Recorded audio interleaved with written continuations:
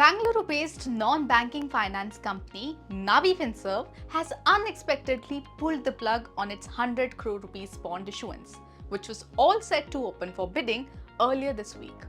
What caused this sudden decision, and did the Reserve Bank of India have anything to do with it? Let's break it down. First things first, what exactly is an NBFC?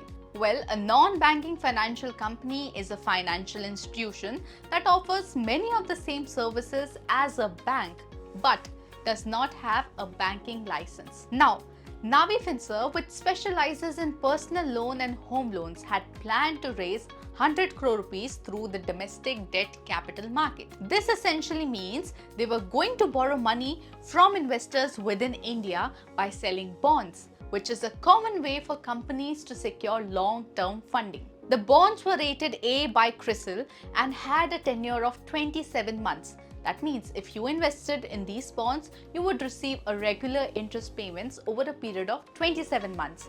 And at the end, your principal investment would be returned. But then, out of nowhere, Navi Finserv decided to cancel the bond issuance. So what happened? According to Shobit Agarwal, head of lending at Navi Finserv, the company is already sitting on enough liquidity and after reconsidering, decided they didn't need to raise external funds just yet.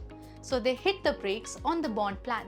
But the decision comes just a week after the RBI stepped in and barred Navi Finserv along with 3 other non-banking finance companies from issuing new loans. The reason? The RBI flagged the companies for charging borrowers excessively high interest rates.